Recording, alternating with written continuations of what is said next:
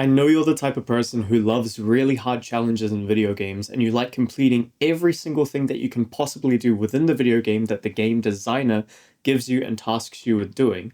All of the challenges that no one else wants to do, all of the hard quests that no one else has the time or energy to go through, you make time for it because you know that you want to hit all of that progression. You want to make your character as powerful as humanly possible, and there's a really good reason why you want to do that. It's because of your love of progression. See, when you play video games, it's really interesting that you're not actually really having fun. You're just enjoying the grind of leveling up. And that's what game designers build their games around. Game designers don't optimize for fun. That's the key thing that I've learned from researching the psychology and science behind game design, is that it's all about progression, and fun is one of the last things they really care about. Because if you just optimize a game for fun, let's say if I wanted you to have the most fun in a video game, I'd just give you God mode, I'd give you all the cheat codes, I let you do whatever you want.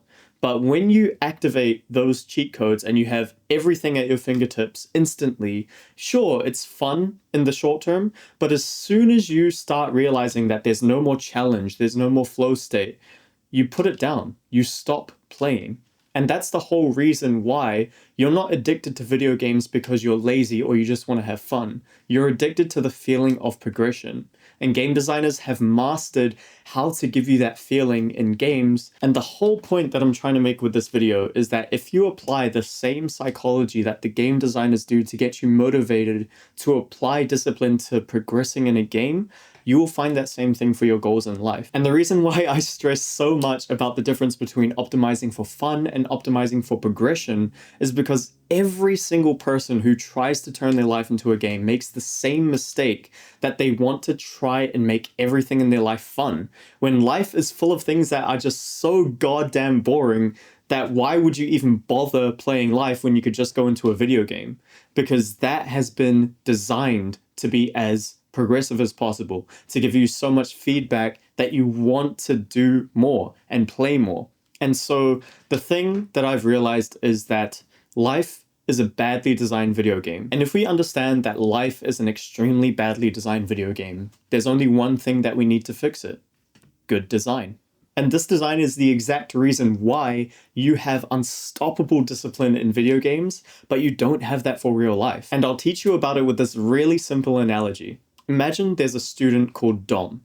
Now, he lives his life by default and he thinks that he needs to use discipline and willpower to get his things done. And he's a student in university and he's got a uni assignment that's coming up. And he knows that he's someone who gets really distracted by his phone so much. Every time he picks it up, he'll end up doom scrolling for hours and hours on end. And he tells himself, David Goggins has been yelling at me to get my shit together and to use more discipline, use more willpower, and build that up. So default Dom sits down at his desk, ready to start his uni assignment, and he's got his phone right next to him.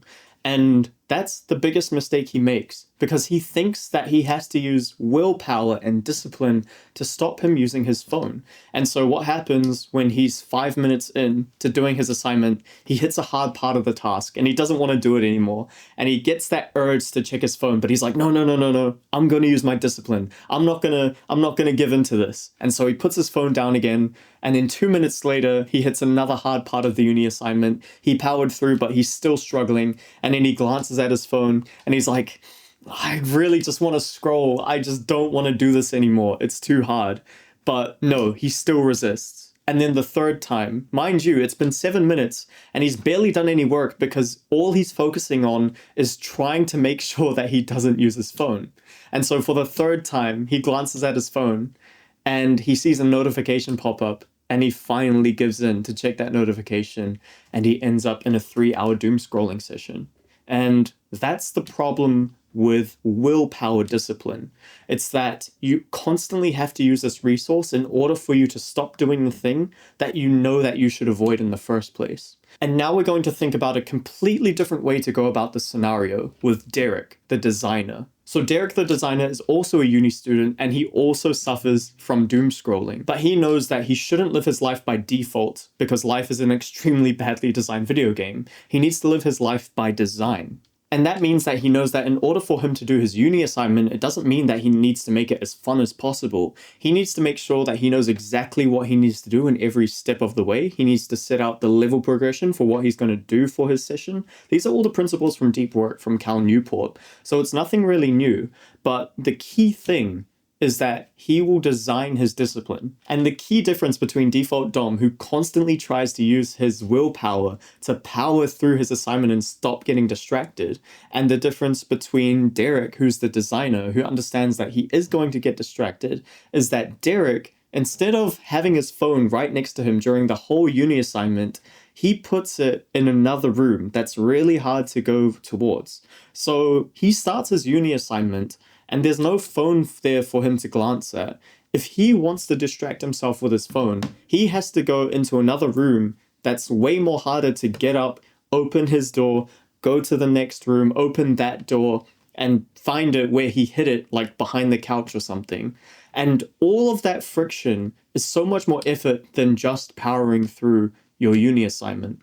And that is the key behind designed discipline, because it takes 1 point of discipline for me to put my phone in another room and hide it.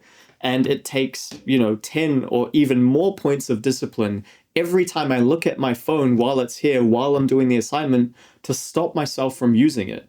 So it's the whole idea that you need to design your environment so that discipline is a natural cause of what you're going to do. You don't have to think about using discipline. And that's exactly how video games are made. When they make a level in a video game, especially things like boss rooms, if you think of boss rooms in Elden Ring, there's literally nothing you can do apart from fight that boss and focus on all of the attack patterns of that boss while you're in the boss room. They didn't give you random collection quests to go right outside the boss room. They made sure that you ticked all of the boxes before you got there. And that's the exact reason why it feels like you have unstoppable discipline when you're going to fight that boss, because the game designer designed the level to be that way. And if you don't design your own life to be structured in a way where discipline becomes just one thing that you need to do and it will flow throughout everything else you do, then you will continue to live your life by default. And you will have social media companies who will hack your attention way better, and also video game designers who will hack your time and energy and money and everything out of you, so that the only reason you have to live is to play their game, to watch their things. That is what it feels like to live a life by default, and the antidote is design. The coolest thing about this is that you already intuitively know all of this because you spent so much time playing video games. If you just backtrack and think to all the ways that video game designers designed discipline into the environments that you were playing in and realized all of this, realized the science and the psychology behind game design, you would be able to apply that to your own life and get the same addictive feeling that you get towards grinding and leveling up to your video game character, and have that in your real life. But literally one design away from transforming your life into a video game that you're addicted to play. If you want to use your love for gaming as your greatest advantage in life, subscribe and watch this next video here.